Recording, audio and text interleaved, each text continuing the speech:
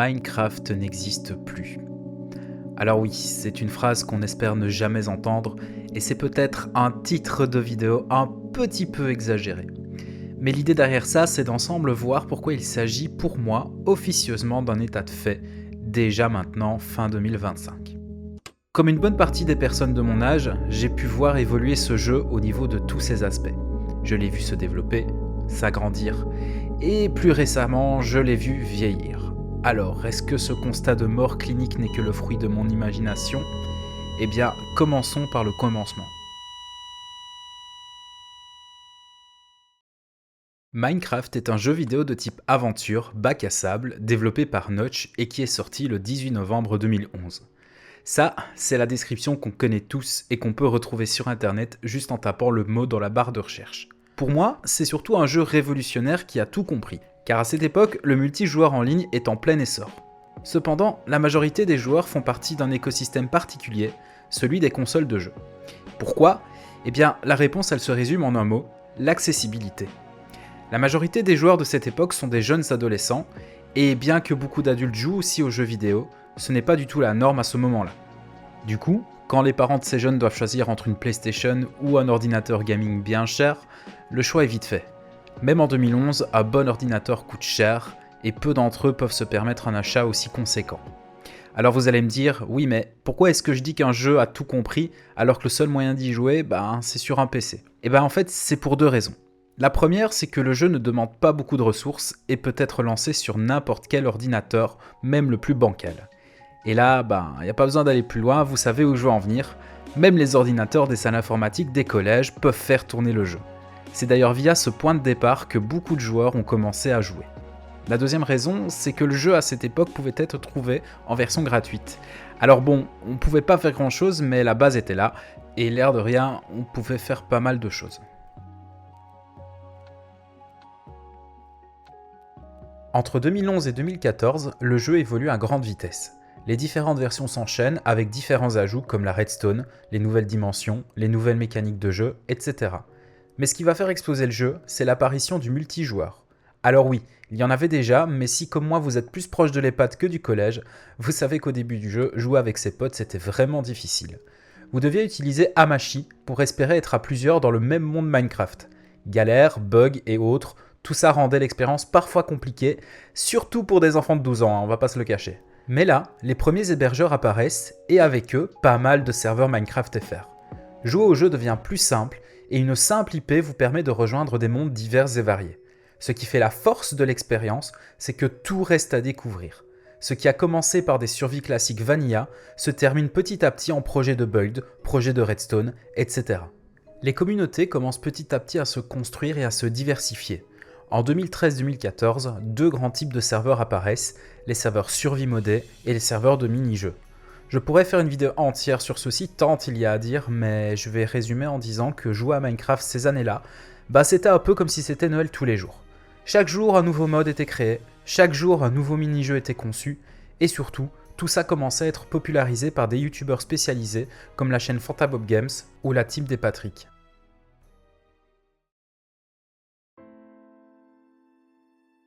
On est maintenant en 2015, et oui, 2015, c'était il y a 10 ans. Voilà, ça fait mal. Bref, rien de neuf sous le soleil, il y a peu de mises à jour majeures, mais ce n'est pas grave, la communauté du jeu elle reste stable. Certaines nouveautés apparaissent encore, et les serveurs de type UHC tournent à plein régime. On pense notamment à UHCFR, UHP et j'en passe. Sauf qu'une année plus tard, Minecraft enfonce pour moi le premier clou de son cercueil en dévoilant la mise à jour PVP. En effet, cette décision elle va provoquer un gros mécontentement de la communauté et surtout des serveurs PVP. Le nouveau système se veut lent, peu pratique et peu attractif pour les joueurs. C'est d'ailleurs pour cette raison que beaucoup de serveurs Minecraft vont choisir de ne pas passer à la 1.9, même encore aujourd'hui. Nous en parlerons d'ailleurs dans l'épilogue de cette vidéo. Mais ce n'est pas tout.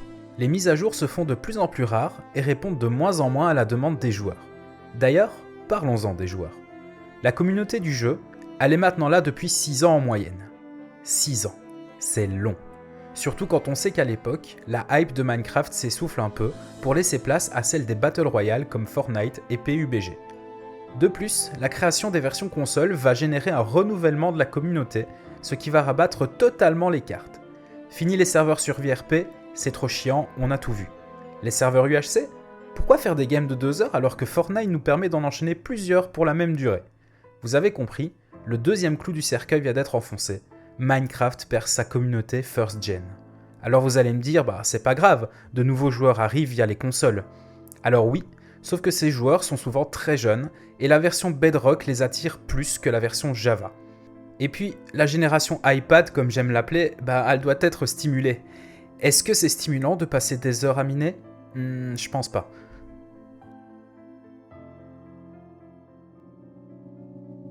Nous sommes fin 2025, presque 15 ans après la création du jeu. Le Minecraft que j'ai connu n'existe plus. On en vient ici d'ailleurs au sujet de la vidéo.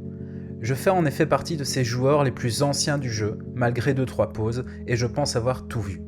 Et si j'ai voulu discuter de Minecraft, c'est que je voulais un peu voir les avis qu'il y avait autour de moi. Et bizarrement, ils convergent.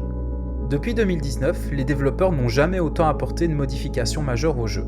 Mais paradoxalement, la communauté ne cesse de décroître au profit d'autres plateformes comme Roblox, Fortnite, etc. Les gros serveurs mini-jeux ont quasi tous fermé et les serveurs modés se font de plus en plus rares. Les UHC en France n'existent plus que sur un seul gros serveur, mais là où Epiku pouvait parfois brasser plus d'1 millier de joueurs connectés, celui-ci plafonne bien en dessous. Mais pourquoi ? Eh bien d'abord, mis à part pour les survies, les mises à jour majeures ne sont plus réalisées par ces serveurs survivants, ceux-ci désirant garder le PVP d'avant la 1.9.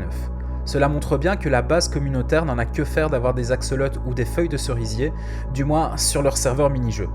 Et puis tout ce qui est proposé par Microsoft depuis 2018, ça avait déjà été pensé par des modeurs.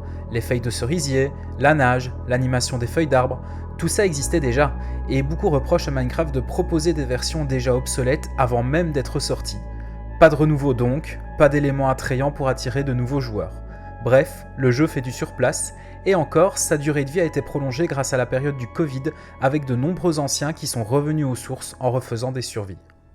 Ensuite, ce qui faisait le charme de Minecraft à l'époque, c'était sa simplicité et son potentiel. L'ambiance y était minimaliste et poussait les joueurs à devenir créatifs. Aujourd'hui, c'est un tout autre jeu que nous avons. Il y a beaucoup plus d'items, de craft, on simplifie les tâches, on donne un cadre aux joueurs. Si ça peut plaire à certains, la majorité des joueurs se retrouvent frustrés d'être considérés comme un enfant à qui on dirait comment marcher. Ce qui fait vivre le jeu, au final, ce sont les mods que l'on peut y ajouter. Et là aussi, les nouvelles annonces nous montrent qu'en fait, Minecraft devient de plus en plus un Roblox. Sur Bedrock, on doit acheter ces fameux mods, ces mini-jeux. Bref, tout change, tout évolue, mais sans la communauté. Et enfin, vous savez quel est vraiment le dernier clou qui va définitivement enterrer le jeu ? Devinez, c'est nous. Vous le savez peut-être déjà, mais au final, la différence entre Minecraft de 2011 et 2025, c'est 15 ans d'écart. 15 années sur l'échelle d'une vie, c'est énorme. Et si comme moi vous aviez 12-13 ans en 2011, ça veut dire qu'aujourd'hui vous êtes adulte. Peut-être parents même. Nous avons grandi au sein de ce jeu, nos rencontres nous ont forgés. C'est peut-être entre 2 parties de Survival Games que vous avez rencontré votre meilleur pote, et c'est aussi peut-être en ayant vu les montages de games du HC que vous avez choisi votre métier pour la vie. Eh bien, si Minecraft ne va plus exister un jour, c'est parce que la flamme qui nous animait depuis 2011 s'éteint peu à peu, pour laisser place à d'autres hobbies, la gestion d'une vie de famille, etc. Une chose est sûre, si en 15 ans, la perception que nous avons eue de ce jeu a changé, alors il est juste de dire que ce que nous avons connu de Minecraft n'existe plus. Voilà, j'espère que ce nouveau concept vous a plu. J'aimerais un petit peu sur cette chaîne reprendre des vidéos avec des sujets un petit peu plus travaillés. Vous avez vu qu'ici le sujet était assez léger, mais ça me dirait bien de continuer sur cette voie-là. En tout cas, moi je me suis bien éclaté à la faire. J'espère que ce que j'ai raconté, ça fait un peu écho chez la majorité d'entre vous. J'espère également que on va pouvoir aussi encore se retrouver longtemps sur des serveurs de jeu. Et j'espère également que si ça vous plaît, vous n'hésiterez pas à vous abonner et à réagir en commentaire. En tout cas, ça me ferait super plaisir. Bref, on se voit à la prochaine. Salut tout le monde.